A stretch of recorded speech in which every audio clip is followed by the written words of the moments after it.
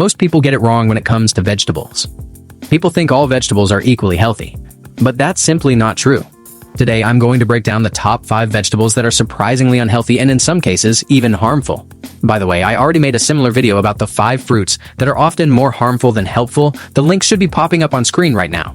Grab a seat. This one's going to be fascinating. Let's dive in. 1. Corn.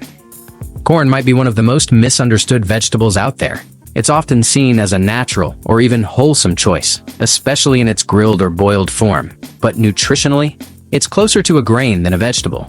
First off, corn is extremely starchy and high in carbohydrates. A single cup of corn kernels can contain around 30 grams of carbs, most of it coming from sugar and starch. That makes it very similar to bread or rice in terms of how it affects your blood sugar. It has a relatively high glycemic index, meaning it spikes your blood glucose fast and hard. Secondly, most corn in the modern food chain is genetically modified, GMO. Over 90% of corn grown in the US is GMO corn, often engineered to resist pests and tolerate herbicides. While this allows for large-scale production, it also increases exposure to chemicals like glyphosate. And let's not forget about corn syrup.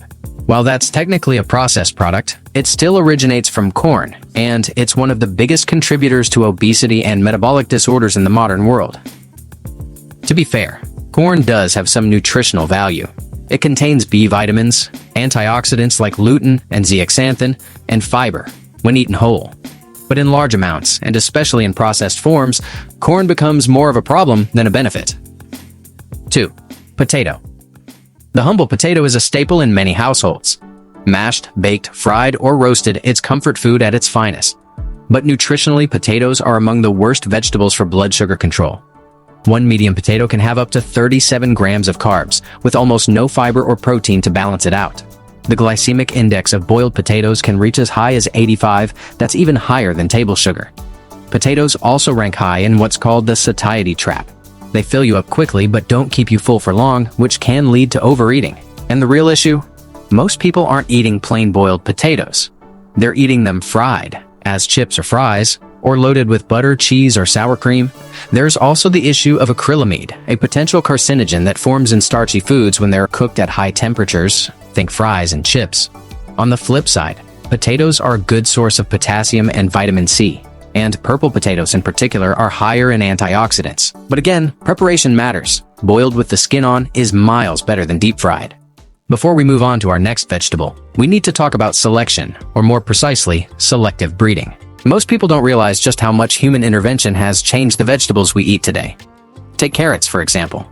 Wild carrots used to be thin, white or purple, and bitter. It took centuries of selective breeding to turn them into the sweet orange sticks we know today. The same goes for tomatoes, which were once small, acidic, and more like berries than the juicy red fruits we eat now. Why does this matter?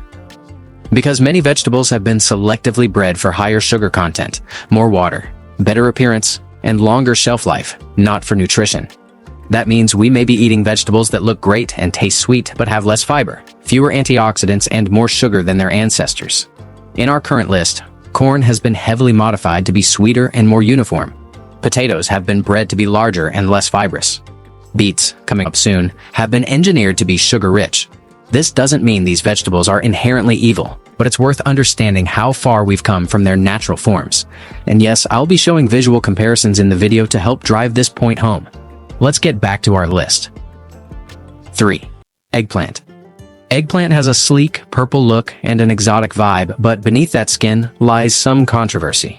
For starters, eggplant is part of the nightshade family, a group of plants that includes tomatoes, bell peppers, and potatoes. Nightshades contain compounds like solanine and lectins, which can irritate the gut in sensitive individuals. In large amounts, they may contribute to inflammation or worsen autoimmune symptoms. Another issue? Eggplant can sometimes taste bitter, especially if undercooked. That bitterness comes from compounds that can also be hard to digest. And eggplant absorbs oil like a sponge, which means your healthy veggie stir-fry can turn into a greasy calorie bomb very fast. As for its name, eggplant comes from its early appearance in Europe. Before selective breeding, eggplants were small, white, and egg-shaped, hence the name. But to be fair, eggplant does have some positives. It's low in calories, contains fiber, and provides niacin, a unique antioxidant that supports brain health. Still, for people with digestive issues, it may not be worth the trouble. 4. Beetroot, beets. Beets are a nutritional paradox. They're rich in nitrates, which can improve blood flow and athletic performance. They have antioxidants and fiber. So why are they on this list? Because of their extremely high sugar content. One medium beet can contain up to 9 grams of sugar. That may not seem like much, but consider the beets are often juiced or roasted, both of which concentrate sugar. Beet juice, in particular, can spike blood sugar fast. Also, modern beets have been selectively bred to increase sugar content dramatically. In fact, the sugar beet used to make white sugar is a close relative. Another issue: oxalates. Beets are high in oxalates, which can contribute to kidney stone formation in some people. That said, if you're healthy and eating them in moderation, especially raw or steamed beets can still be a good addition to your diet. But for people with insulin resistance or kidney issues, be careful. 5. Celery. Now this one might surprise you. Celery is often marketed as the ultimate negative calorie food, supposedly burning more calories during digestion than it provides. But let's look a little closer. First of all, celery is one of the most heavily sprayed vegetables when it comes to pesticides. It ranks consistently in the Dirty Dozen, a list of produce with the highest pesticide residues. Since we often eat celery raw, that's a real concern. Secondly, celery is mostly water. While it provides some fiber and vitamin K, it's extremely low in essential nutrients.